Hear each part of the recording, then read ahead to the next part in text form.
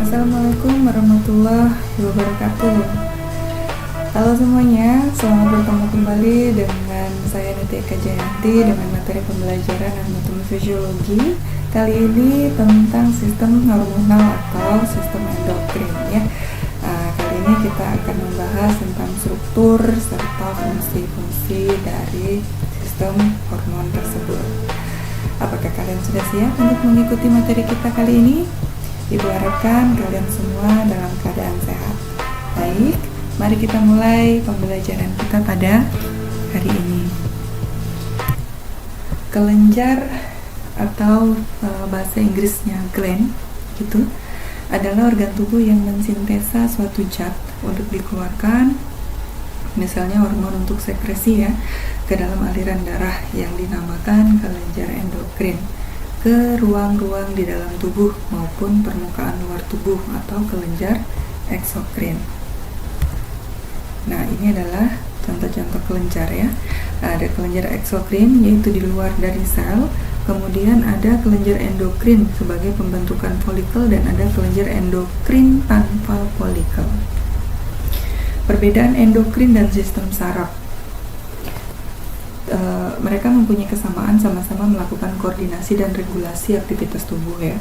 Nah, perantara kimia. Jadi untuk endokrin itu perantaranya itu atau hormon. Kemudian untuk sistem saraf itu perantaranya adalah neurotransmitter atau celah sinaptik dan sel target.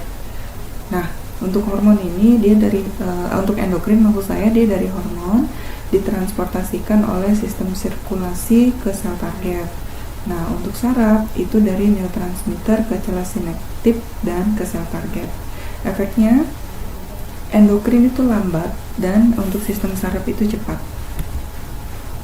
Nah, ini perjalanan dari sistem endokrin ya atau sistem hormon.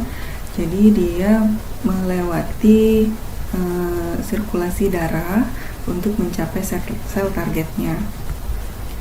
Sedangkan untuk sistem saraf dia dibantu oleh neurotransmitter atau dibantu oleh reseptor. Jadi prosesnya dia speednya itu lebih cepat atau bisa dihitung per sekian detik ya. Kalau hormon itu kan dia memerlukan waktu yang lama dan panjang, apalagi untuk targetnya adalah growth hormone ya atau hormon pertumbuhan, bisa memakan waktu sangat lama. Nah, di sistem endokrin ini ada beberapa kelenjar yang mensekresikan hormon ya. Ada kelenjar pineal, ada hypothalamus, ada kelenjar pituitary, kemudian kelenjar tiroid, adrenal, pankreas, testis untuk laki-laki dan ovarium untuk wanita. Nah, kelenjar endokrin pada laki-laki itu dimulai dari hipotalamus, ini mensekresi hormon ADH, kemudian oksitosin dan regulatory hormon. Kemudian dari gland pituitary-nya dia mensekresi ACTH, FSH, growth hormone, luteinizing hormone, kemudian melancyte stimulating hormone, kemudian ada PRL, ada TSH, ADH, OT, dan lain sebagainya. Bisa dilihat di slide ini. Ini untuk yang laki-laki ya. Nah, perbedaan yang mendasar itu pada hormon andrologisnya ya, androgenin, yaitu testis dia mensekresi hormon androgenis ya. Untuk wanita dari kelenjar pituitary, kelenjar pineal, kelenjar paratiroid, tiroid, kelenjar timus dan seterusnya, ini menghasilkan hormon-hormon yang diperlukan untuk pertumbuhan. Sistem endokrin itu merupakan sistem yang bekerja dengan perantara hormon ya, yang dihasilkan oleh kelenjar-kelenjar endokrin. Tadi adalah kelenjar-kelenjar untuk pria dan wanita ya, hampir sama. Kemudian kelenjar endokrin ini merupakan kelenjar buntu Jadi hasil sekresinya langsung masuk ke dalam darah dan cairan limfa dan beredar di dalam jaringan tanpa melalui saluran. Nah, hormon itu sendiri adalah bahan yang dihasilkan tubuh oleh organ yang memiliki efek regulatorik spesifik terhadap aktivitas organ tertentu.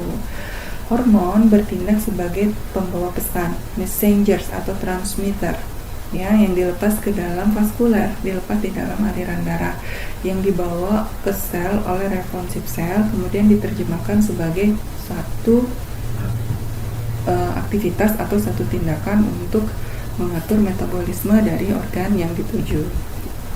Nah, sifat hormon itu bekerja secara spesifik pada organ dan bagian tubuh atau aktivitas tertentu. Dihasilkan oleh tubuh dalam jumlah yang sangat sedikit tetapi memiliki pengaruh yang besar. Hormon itu bekerjanya lambat, tidak spontan seperti saraf ya, dan tidak dihasilkan setiap waktu.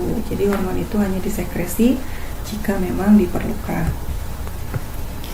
Perbedaan neurotransmitter dan hormon, atau perbedaan dari sistem saraf dan hormon. Untuk perbandingannya, bagian dari sistem saraf, kemudian hormon sebagian dari sistem endokrin. Lokasi transmisinya untuk saraf itu di sepanjang celah sinaptik dan hormon itu di sepanjang darah.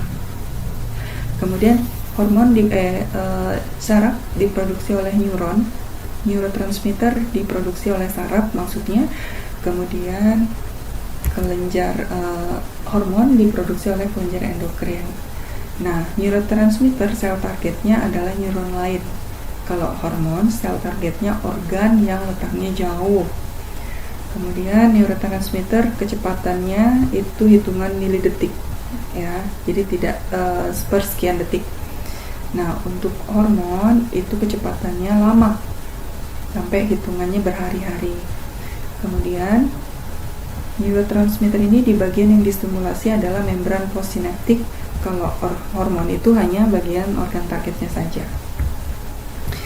Nah, kelenjar endokrin atau organ utama dalam sistem endokrin ini ada hipotalamus, ya, di pusat otak. Kemudian ada kelenjar hipofisis, ada kelenjar pineal, tiroid, paratiroid, suprarenal, pankreas, adrenal, kelenjar timus, testis, dan ovum. Jadi ini adalah kelenjar-kelenjar yang mensekresi hormon-hormon yang diperlukan. Oke. Hipotalamus ini merupakan pusat tertinggi sistem endokrin yang menjalankan fungsinya melalui hormonal dan syaraf. Hipotalamus menghasilkan faktor releasing dan inhibit, artinya dia bisa mensekresi, dia bisa membuat, dan dia juga bisa menghambat, ya. Jadi dia bisa sebagai pengontrol sintesa dan sekresi hormon hipofisis anterior. Kemudian hipotalamus ini memelihara hemostasis, ya, keseimbangan tubuh dengan cara meregulasi internal atau maksudnya meregulasi pertumbuhan secara internal, misalnya temperatur, kemudian keseimbangan air, kemudian sekresi kelenjar pituitari. Nah, dari hipotalamus ini dia mensekresi hormon oksitosin dan ADH di kelenjar pituitari. Nah, hipotalamus juga mengeluarkan hormon anterior pituitary, tapi dia juga bisa menghambat, ya, karena ini hormon ini khususnya dia itu rilis atau mensekresi sesuai dengan kebutuhan target organnya. Nah, untuk anterior pituitary itu, kalau untuk posterior kan ada dua nih hormonnya, hormon oksitosin dan ADH. Nah, untuk anterior pituitary itu hormonnya ada GTH atau growth hormone, kemudian prolaktin yang disekresi oleh susu, ya. Kemudian ada hormon melanocyte stimulating hormone atau hormon yang memproduksi sel melanin atau warna pada kulit. Kemudian anterior pituitary juga mensekresi hormon di kelenjar tiroid, adrenal cortex, dan gonad. Nah, hormonnya apa saja? Yang tiroid ini adalah thyroid stimulating hormone, kemudian adrenal cortex ini ACTH, kemudian gonad atau gonadotropin ini hormon follicle stimulating hormone dan luteinizing hormone. Nah, untuk tiroid ini tirosin fungsinya memetabolik, ya, Kemudian untuk yang hormon ACTH itu mensekresi kortisol, ya. Jadi dia menyeimbangkan kadar gula di dalam darah. Nah, untuk yang gonad ini memproduksi hormon seks, ya, hormon reproduksi, yaitu testosteron, estrogen, progesteron, follicle stimulating hormone, luteinizing hormone sebagai hormon produksi, ya. Nah, ini hipotalamus, dia juga dia bisa merilis, dia bisa mengeluarkan hormon yang diperlukan, dan dia juga bisa menghambat, artinya dia men-stop. Jadi sekresinya sudah tidak bisa diteruskan karena memang kecukupannya sudah terpenuhi. Ini tadi, ya, ini hipotalamus. Kemudian yang posterior pituitary itu hanya ada 2, ada oksitosin dan ada ADH, ini di daerah ginjal untuk yang ADH-nya. Kemudian sitosinnya ini di daerah uterus. Kemudian ada prolaktin, luteinizing hormone, follicle stimulating, ada tiroid, ada ACTH, dan ada growth hormone. Kemudian kita ke kelenjar hipofisis, yaitu kelenjar yang memegang peranan penting dalam mensekresi hormon dari semua organ endokrin. Nah, fungsinya dia mengatur agar setiap kelenjar endokrin ini dapat melaksanakan tugasnya dengan baik. Fungsi hipofisis itu diatur oleh sistem saraf pusat melalui hipotalamus. Sistem saraf pusat merangsang neuroskeletori dalam hipotalamus untuk menghasilkan hipofisiotropik hormon yang mengatur hipofisis. Beratnya kurang lebih 0,6 gram, kemudian letaknya basis kremi atau di sella tursisa, dan memiliki atapnya atau bagian atasnya dilapisi oleh durameter atau diafragma sella. Nah, kelenjar hipofisis ini terdiri dari 3 lobus, ada anterior, lobus posterior, dan ada lobus intermediate. Ini hipotalamus. Nah, hipotalamus di bawahnya ini adalah posterior pituitary. Kemudian di yang kecil ini anterior pituitary.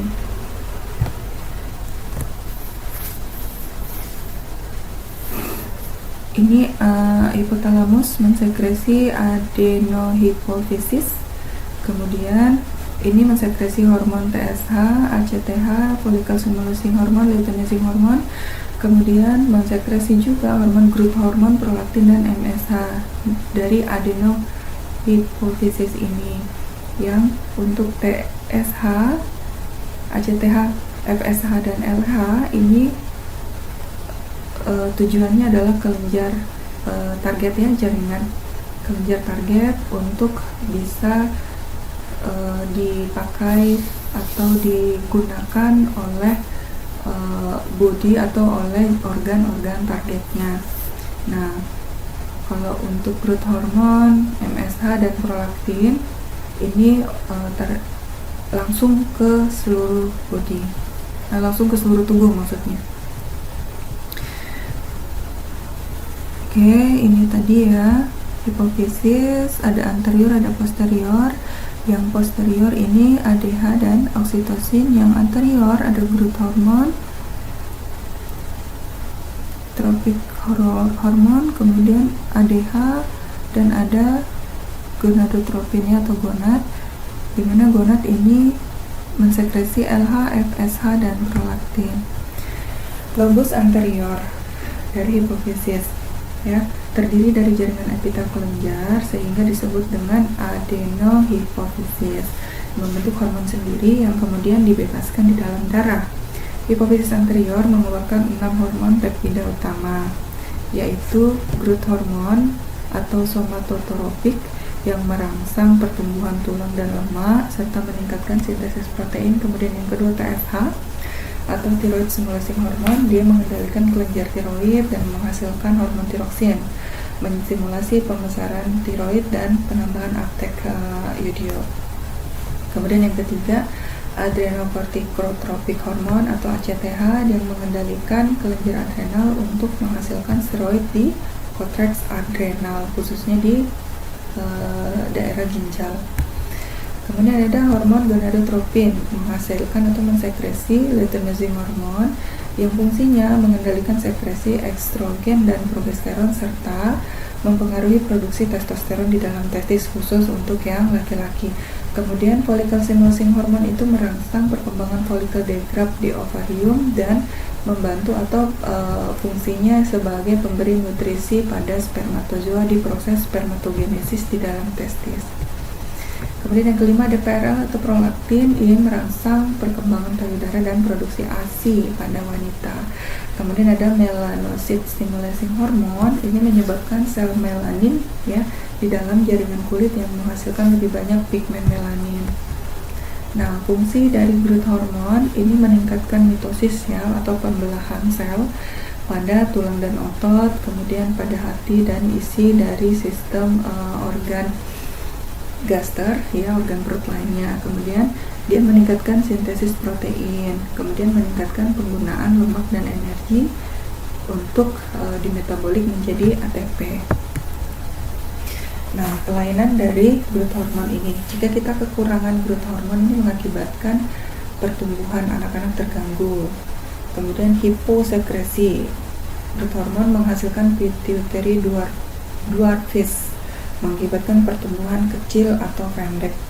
Jadi ketika kita kekurangan growth hormone ini mengakibatkan pertumbuhan kecil atau pendek, atau bisa disebut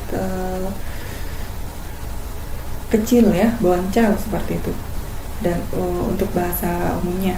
Kemudian ketika kita memiliki kelebihan atau hipersekresi dari growth hormone ini menghasilkan giantisme, mengakibatkan tinggi pertumbuhan pada anak-anak, sementara pada dewasa menyebabkan pituitary tumor yang menghasilkan akromegali seperti kulit menipis, bidang membesar, dan lain sebagainya.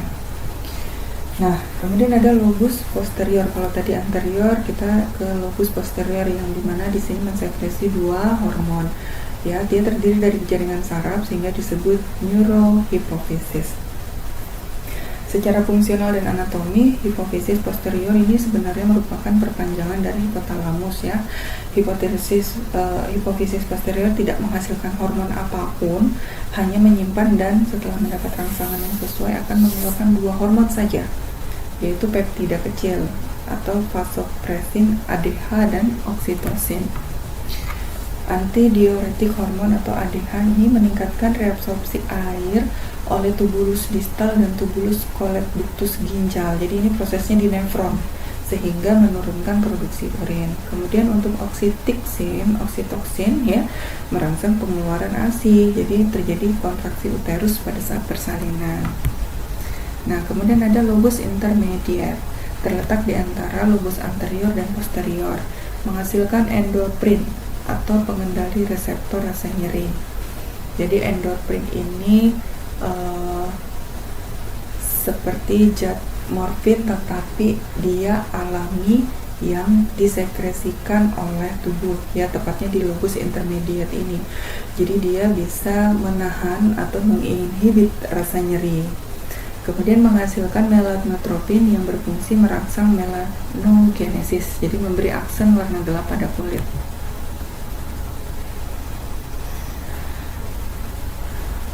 Di sini bisa kita lihat ya, dari hipotalamus ini dikontrol oleh sistem saraf dan sistem hormon. Untuk sistem saraf dia langsung ke epi dan norepinefrin, bisa ke glukokortikoid ya. Jadi kontrolnya melalui saraf itu di adrenal medula dan adrenal cortex. Kemudian untuk hormonnya dia ada di posterior pituitary gland, ada di anterior, dan ini adalah sekresi dari kelenjar-kelenjar yang menghasilkan hormon yang tadi sudah saya jelaskan. Kelenjar tiroid dan paratiroid ini letaknya di antara trakea ya, di daerah trakea untuk yang tiroid. Nah, kelenjar tiroid Ini terletak di leher bagian depan di samping kanan dan kiri trakea, melekat di tulang laring. Jadi dia terdiri dari dua lobus, dextra dan sinistra yang saling berhubungan. Nah, hormon yang dikeluarkannya adalah hormon T3 dan T4 atau tridotironin dan tetradotironin serta tirokalsitonin. Nah, kelenjar tiroid ini bahan dasar pembentuk hormon yodium yang diperlukan makanan dan minuman. Jika asupan yodium kurang, maka akan menyebabkan pembesaran kelenjar tiroid atau gondok. Karena ini posisinya tadi, ya, dia menyelubungi trakea. Nah, fungsi kelenjar tiroid, dia mempengaruhi pertumbuhan dan maturasi jaringan tubuh, kemudian mengatur kecepatan metabolisme tubuh, menambah produksi panas dan menyimpan energi pada konsentrasi hormon tiroid yang tinggi, kemudian mengatur penggunaan oksigen dan pengeluaran karbon dioksida. Fungsi kelenjar tiroid, ini dia mensekresi T4 dan T3 untuk meningkatkan sintesis protein, meningkatkan respirasi sel, kemudian mengatur pembentukan ATP yang didistribusikan kemana? Ke tulang dan otot, ke organ hepar, ke brain atau otak, serta sistem reproduksi. Kemudian kelenjar paratiroid. Jadi paratiroid ini dia menempel pada anterior dan posterior lobus kelenjar tiroid, ya, di daerah tiroid juga. Nah, jadi fungsinya dia mempercepat absorpsi kalsium di intestinum, kemudian mengontrol ekskresi kalsium dan fosfor oleh ginjal. Kemudian jika suplai kalsium kurang, hormon paratiroid menstimulasi reabsorpsi tulang sehingga menambah kalsium di dalam darah. Nah, ya, jadi dia posisinya menempel dengan kelenjar tiroid seperti itu, dengan melekat pada trakea. Nah, ini untuk kelenjar paratiroidnya, jadi dia fungsinya peningkatan kalsium tulang, ya. Nah, untuk paratiroid ini dia hipokalsinemia, kalsium rendah dalam darah, yang menyebabkan paratiroid mensekresi, ya, pada daerah ginjal, intestinum, dan skeletal. Oke, sekarang ke kelenjar timus. Kelenjar timus terletak di dalam rongga mediastinum di belakang tulang sternum dalam rongga torak.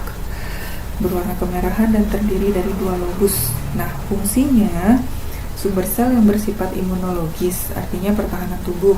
Kemudian mengurangi aktivitas kelenjar kelamin, mengaktifkan pertumbuhan badan sehingga pertumbuhan meningkat pada bayi sampai remaja, dan setelah dewasa pertumbuhan akan berkurang. Jadi kelenjar timus ini berhubungan dengan limfosit, ya. Dia mensekresi sel T, kemudian sekresi timusnya ini namanya timosin, dia menstimulasi pertumbuhan dari sel T dan sel imun lainnya. Kemudian ada kelenjar suprarenal, ya, atau kelenjar adrenal. Suprarenal terletak di kutub atas ginjal sehingga disebut juga dengan suprarenal atau topi ginjal, ya, kalau kita sebut. Kemudian terbagi menjadi dua lapisan, medula adrenal yang menghasilkan katekolamin dan kotrek adrenal yang menghasilkan steroid. Nah, kurang lebihnya beratnya 5 gram, terletak pada kutub atas ginjal, kemudian terbungkus oleh kapsul lemak ginjal. Nah, bentuknya segitiga semilunaris. Kotrek adrenal itu dibagi menjadi 3 bagian. Ada zona glomerulosa atau lapisan luar yang menghasilkan aldosteron. Fungsinya meningkatkan ekskresi ion kalium di ginjal, meningkatkan retensi natrium di keringat, kelenjar keringat dan saluran pencernaan. Kemudian yang kedua ada zona fasikular atau lapisan tengah yang menghasilkan kortikosteroid. Fungsinya meningkatkan kegiatan metabolisme, meningkatkan ambang neuron sistem saraf pusat, meningkatkan sekresi asam lambung, menurunkan daya tahan tubuh terhadap infeksi, menghambat pelepasan histamin dalam reaksi alergi. Kemudian yang ketiga ada zona reticularis yang fungsinya menghasilkan androgen, tidak mempunyai efek maskulin ya, dan estrogen juga tidak mempunyai efek feminilisasi yang berarti. Kontrakt adrenal ini memproduksi glukokortikoid atau kortisol, kemudian mineral kortikoid atau aldosteron, dan hormon seks atau hormon reproduksi. Fungsi kortisol, dia meningkatkan penggunaan lemak, kemudian vitamin, menghemat glukosa, kemudian membatasi peradangan, membantu pembentukan ATP ya. Fungsi aldosteron, ia mensekresi ion kalium, kemudian membantu penyerapan kembali ion natrium, sehingga terjadi hemostasis pada volume darah, tekanan darah, dan mempertahankan pH. Kemudian ada medula adrenal, fungsinya sebagai bagian dari sistem saraf otonom atau SSO yang menghasilkan hormon epinefrin dan norepinefrin, dapat juga melepaskan adrenalin dan noradrenalin. Nah, fungsinya dia meningkatkan denyut jantung, menambah tekanan darah, mempercepat pernapasan, dan meningkatkan produksi gula darah pada hati. Produknya apa? Yaitu hormon adrenalin atau epinefrin dan noradrenalin atau norepinefrin. Fungsinya itu untuk vasokonstriksi dari kulit, dari organ dalam, kemudian menurunkan gerakan peristaltik. Untuk yang norepinefrin dan epinefrin ini juga membantu meningkatkan kecepatan kontraksi dan kekuatan kontraksi, kemudian dilatus pada bronkiolus, meningkatkan konversi glukosa pada metabolisme di hepar, kemudian meningkatkan penggunaan lemak untuk energi, untuk proses pembuatan ATP, kemudian meningkatkan respirasi sel. Kemudian ada kelenjar pankreas. Nah, kelenjar pankreas ini terletak di retroperitoneal rongga abdomen bagian atas, terbentang horizontal dari duodenum ke lien.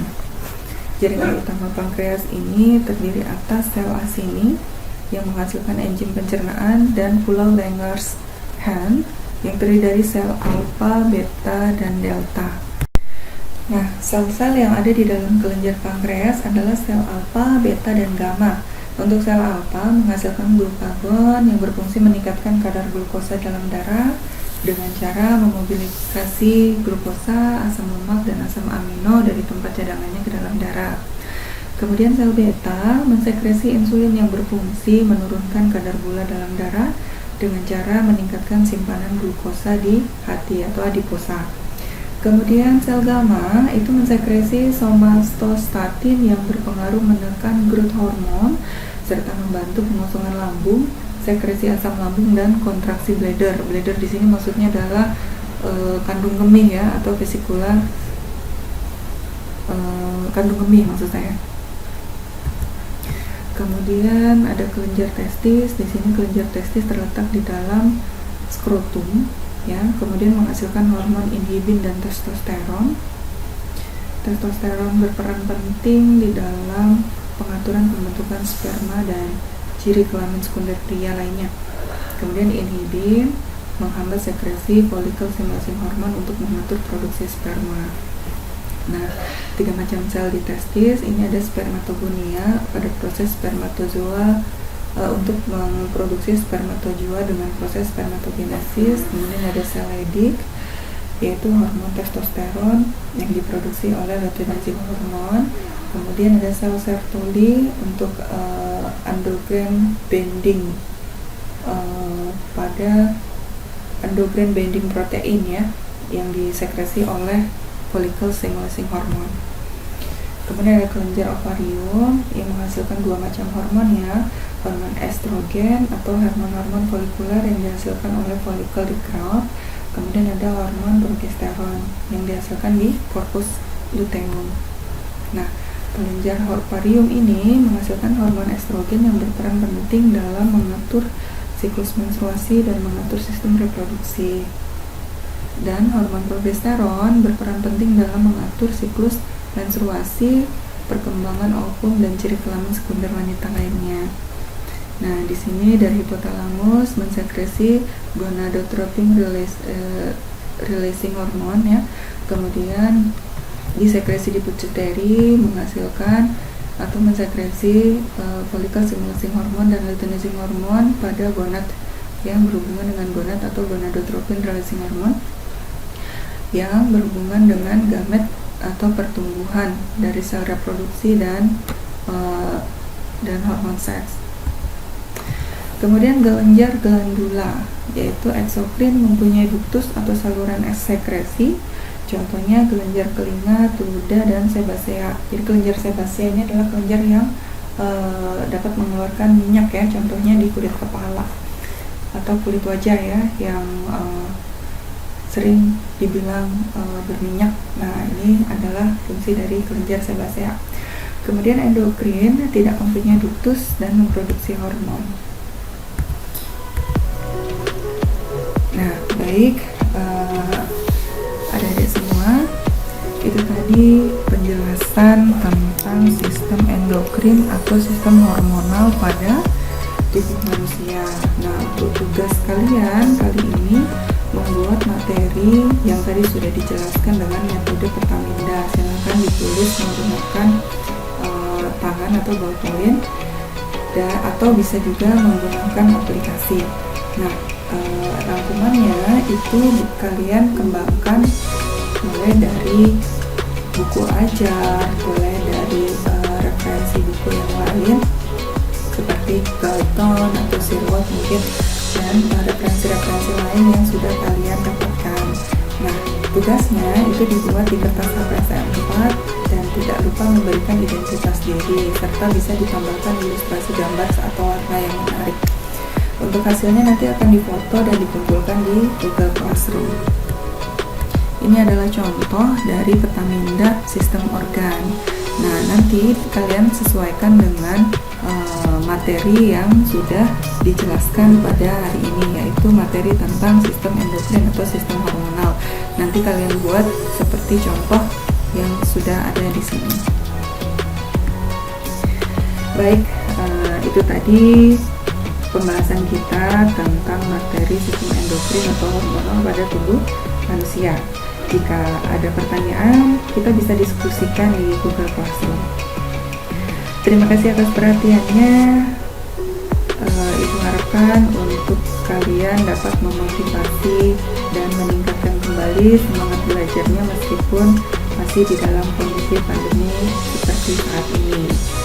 Baik, itu saja. Terima kasih. Semoga bermanfaat dan selamat belajar. Assalamualaikum warahmatullahi wabarakatuh.